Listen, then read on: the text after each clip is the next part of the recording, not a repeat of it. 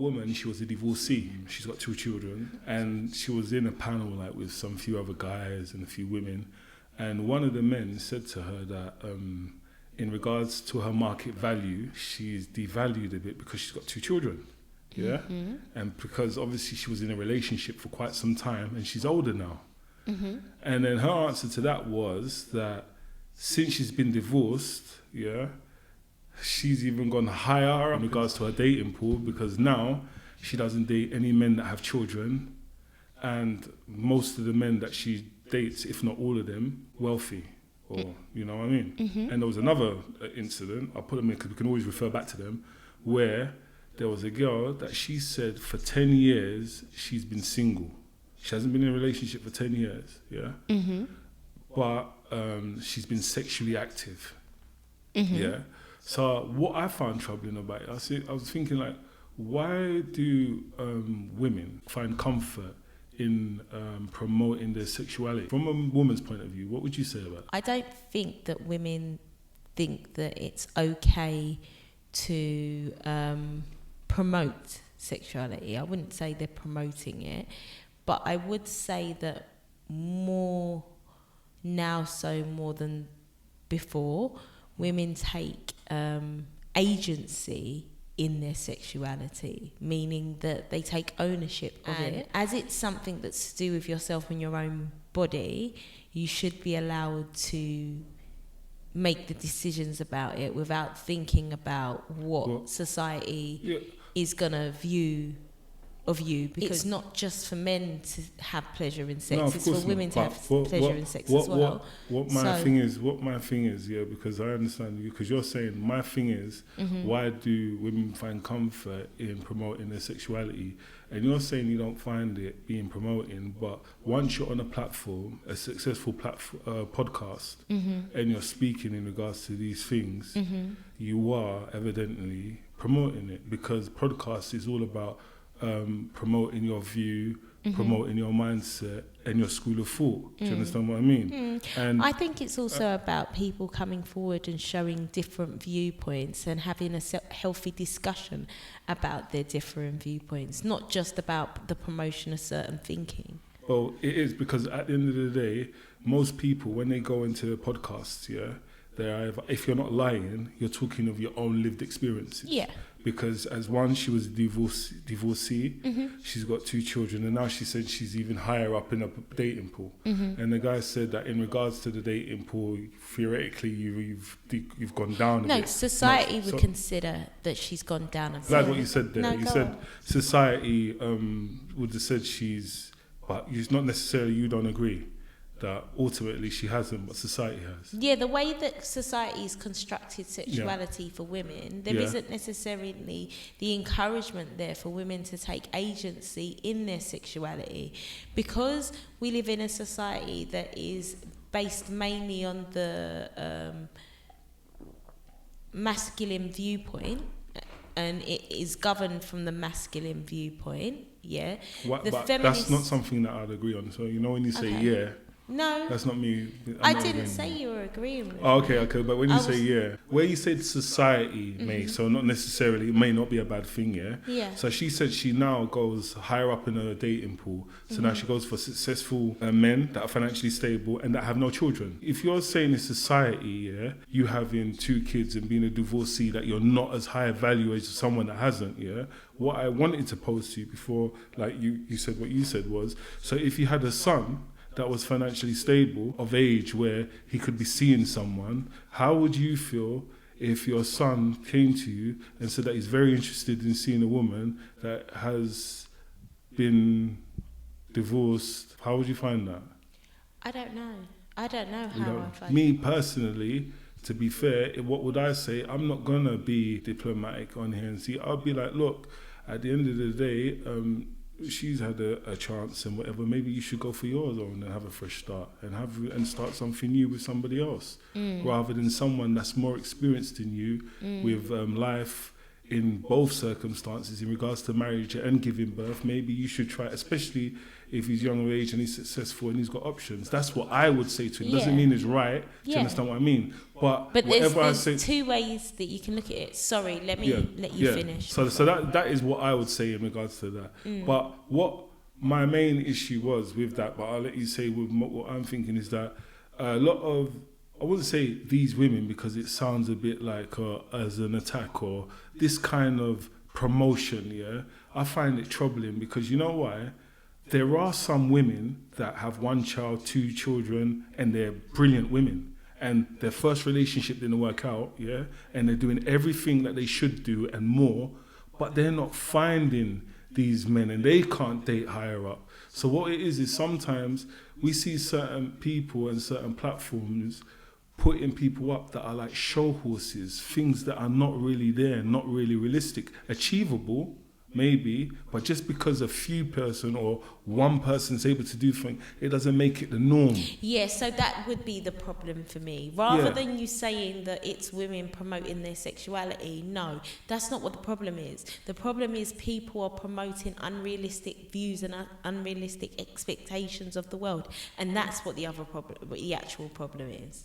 So people are promoting unrealistic expectations in regards to sexuality. Of course. Yeah.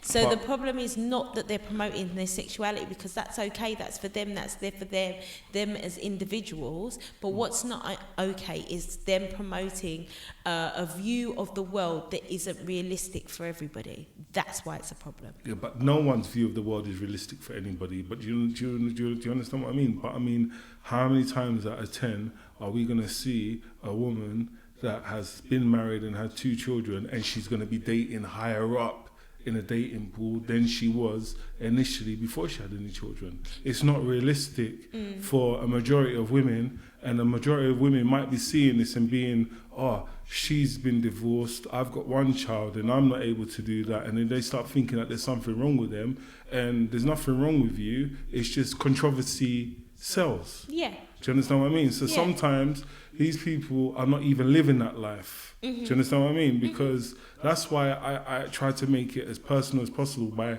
creating a narrative, by saying if it was your child, would you, not saying that every woman that's had children 1, 2, 3, 4, 5 and even above is written off. Good heavens, no. Some men are actually looking for that because the journey that a woman's been through actually creates them. But I'm just saying, ultimately, if we look at it, the law of averages, life doesn't work like that. Do you understand what I mean? I know every individual has their own journey and we all have our own challenges and our own issues. But when you start saying, when a man's telling you from a man's perspective that, you're in regards to the dating pool, you might have come down and you're like, now I seek higher up because now I don't date men that have children. Well, how would it be for her if the same men that she was dating had the same viewpoint as her? Do you understand what I mean? But yeah, that's all I was just saying. It's just that sometimes on TV and on podcasts and on the internet, we're seeing a lot of show horses. And these people that are putting on show that are not saying it's they're not living them lives, because we do need certain people because they are thought-provoking. Like, you understand what I mean? Like, we've got the Kevin Samuels, R.I.P., and we've got the Andrew Tates of the world that they're not the average men. Do you understand what I mean? And we have the Dr. Schollers of the world who are not your average woman. So these people have been very controversial and they've sold certain things, they've sold certain tickets, you understand what I mean? In regards to high value man. And as a man with testosterone and the way we've been designed, every single man, no matter what job you do, well, not every single man, but a majority of men do think they're of high value. That's how we are by design. We do think that there's something of us, but some people, I do understand, are insecure, and some people... Yeah, and the reason why I was talking about it earlier on was that what I was saying is, if we take that narrative and that view as men being high value because of the things that they do and the way that they look after, a lot more women nowadays would also consider themselves to be more high value, because now women are more educated, they have better jobs, they have careers, they own houses by themselves, they do it all by themselves. So because they're doing more by themselves and for themselves, they also take more ownership of their sexuality, not just wanting to rely on, you know, what a man thinks that they should view their sexuality as. You don't taking ownership of it. It's not just promoting it, it's safeguarding it as well. Of course. So just because you own something, because you own something that's valuable to you, it doesn't mean that you have to be flaunting it. You keep it safe. And maybe that's even keep it in a safe. And that's why a lot of women would disagree with some of the exploits of some women, because they would say that they are not valuing sexuality in the way that it should be, and they're putting women in positions where they're more vulnerable to sexual violence and attacks and things like that, because they're not valuing it in the way that they should do. Yeah, I totally hear what you're saying, but in regards to what I'm trying to put out, I'm just saying, like, we just have to have realistic goals.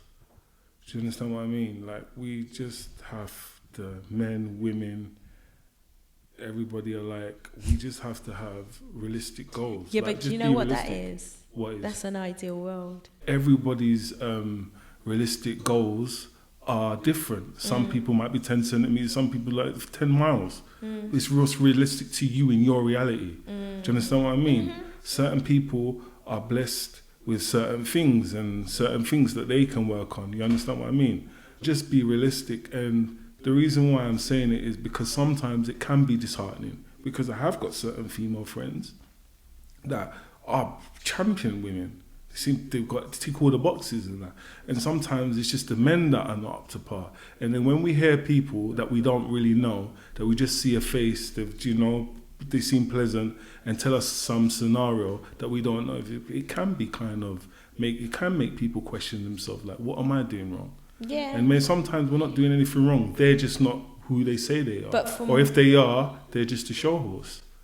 Go on, what were you going to say? No, I was going to say, but from what you said also, that could be that person's reality. It's just Could be. unfortunate that, not unfortunate, but it just happens to be that they're on a platform where they're choosing to share it without considering maybe the consequences of what they're actually saying and how that could impact on women who are not having those same experiences. Exactly, because, you know, the funny thing is like, we get certain people that come on platforms, like attractive women with full of potential, very articulate, very wise, seem very smart, what they seem to be, and they're talking about, they don't care about how many people they've slept with and whatever and what have you. So you're consciously living a kind of lifestyle until you do meet that guy, because it's only somebody or a partner that will make you conscious of your past.